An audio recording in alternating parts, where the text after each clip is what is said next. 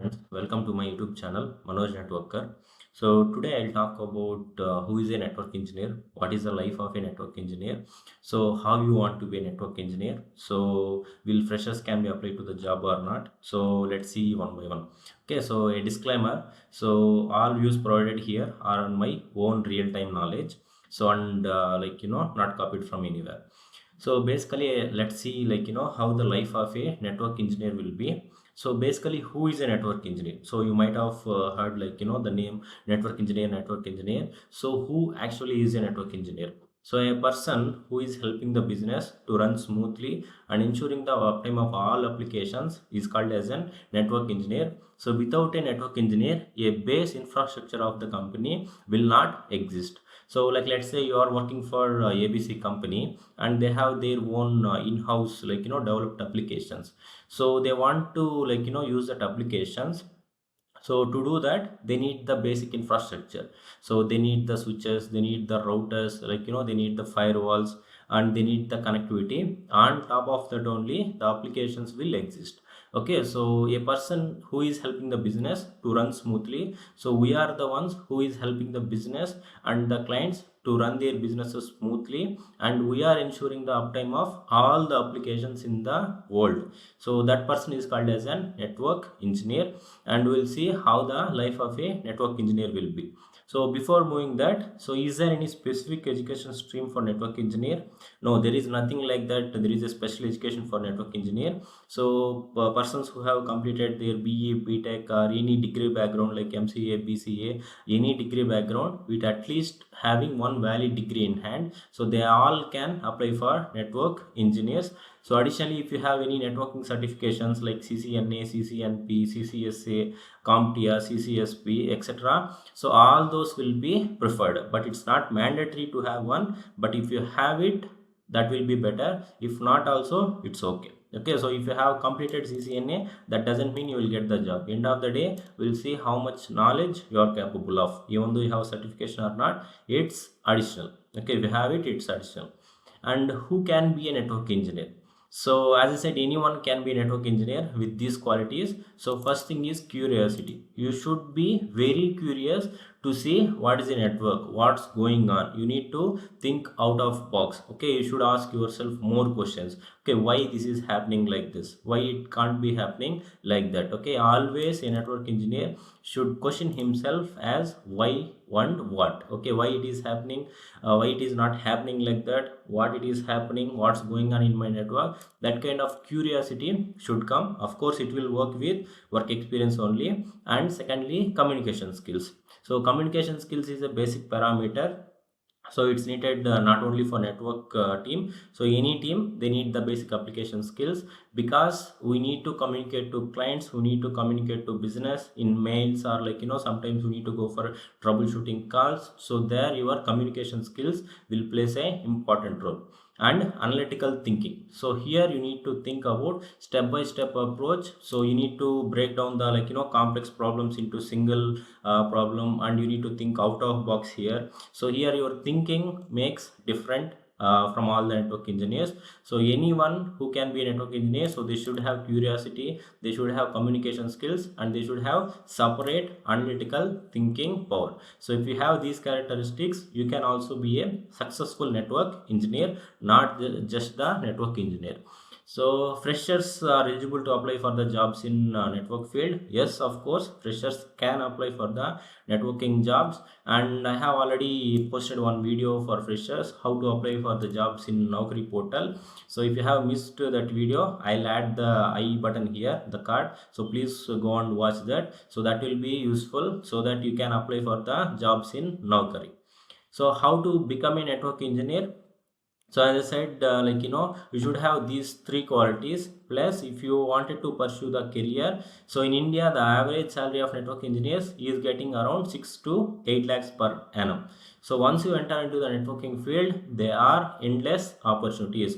So network engineers are mainly responsible for designing, managing the group of computers and the networking together, and the installation, configuration of network devices, troubleshooting process, technical support, assistance in operations. So all those are integral part of our networking team. So you can do anything, like let's say majority of the people will work on operations. That means there will be some existing infra, so you need to provide the support for the operations. Like let's say there is a new company that is been building by ABC company. Okay, it's a brand new, so you need to start from scratch. So then you need to install and configure the network devices from scratch. Okay, so we can get the job in anywhere, but end of the day, if you wanted to be a successful network engineer, you should know how to design, you should know how to manage your network, you should know how to install, configure, providing the operation assistance and technical support, everything basically.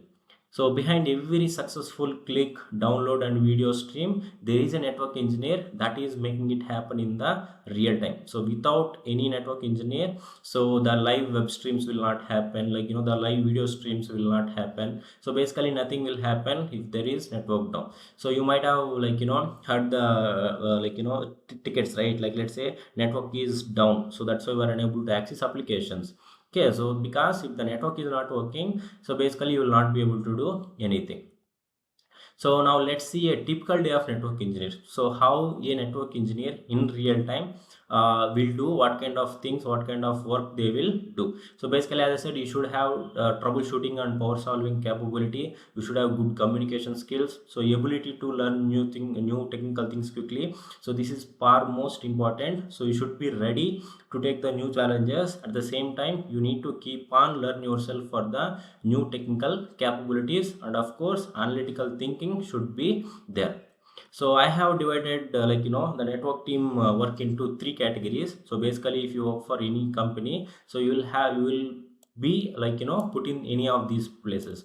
So like let's say for freshers to 2 years, so we'll call it as a L1 or level 1. So for if you have 3 years to 6 years of experience, we'll put them into level 2. So if you have beyond 8-9 years of experience, you will put into L3. So what an L1 engineer will do? Okay, L1 engineer or level 1 engineer, so they are mainly responsible for looking into tickets P3 and P4. So P3 means like let's say any end user will report issue, maybe my Wi-Fi is not working, maybe my VPN is not working. So that kind of issues will be gathered under P3 and P4, and all they need to I suggest for network engineers, so they need to go and speak with users whenever they are getting the tickets, and they need to understand this, what, when and how many. So what is the problem? Like let's say I am the end user, I have raised one ticket telling my Wi-Fi is not working. So like let's say the network engineer take the ticket. So he need to ask me what is the problem, and when the problem started, and how many users are reporting the issues, so that we can segregate the problem, okay, and we can isolate the problem. So that and all a L1 engineer will do. Apart from that, they will also look into the alerts like memory and CPU alerts for the routers, switches. They can troubleshoot that things. Plus gaining and seeking the knowledge from seniors. So since he is an L1 and having 2 to 3 years of experience, or professors also, so they always to be ready and seeking the knowledge from the seniors. So at this point L1 engineer have access to switches, but for other devices like firewalls, routers, etc., they have only read-only access. So they will not be able to configure anything on the routers, they will not be able to configure anything on the firewalls, because their access is just limited to read-only access, but not the write access. So here if you are a L1 engineer, so your designation will come as a network engineer, software engineer, systems engineer, etc. So again, depends from company to company, your designations may change. So these are the generic designations that I am talking about for L1 engineers. And salary range, so 0 to 10 lakhs. So maybe for freshers they can get 3 lakhs, for freshers they can get 4 lakhs.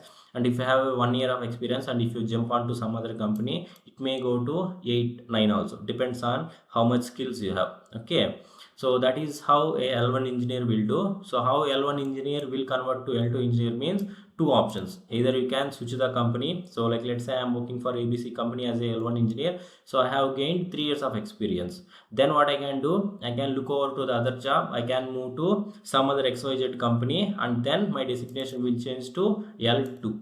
Okay, and what an L2 engineer will do, so basically a L2 engineer will support all the works that are carry forwarding from L1 team. So whatever the works they are unable to do from the L1 team, so this person, the L2 engineer, will be responsible and he need to carry forward all the work from L1 team, and he will be supporting main P1 and P2 tickets, so working with ISPs for the link down and handling any troubleshooting calls, raising the changes, upgrading the network equipment, working on DNS, DHCP requests, etc. So people who are in the industry, they might have these things heard, but people for freshers, all these terms will be new. Okay, but a L2 engineer will do all these tasks. So basically he will join the troubleshooting calls, so they will be raising the changes in the service now, upgrading the network equipment, all those things they will do. So here for them, they have the access to routers, firewalls, switches, etc. So if you talk about designation, so senior network engineer will be calling it as a L2 engineers. So senior software engineer, senior systems engineer, or senior principal engineer, and so many designations are there. I have just added a few.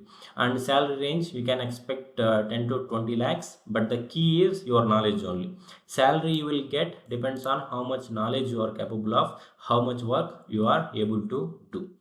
And then what is an L3 engineer will do? Okay, so L3 engineer also you can consider as a team lead or technical lead, senior technical lead, principal network engineer, or architect, principal architect, so many things. So here you need minimum 8 to 9 years of real-time experience if you wanted to be a L3 engineer.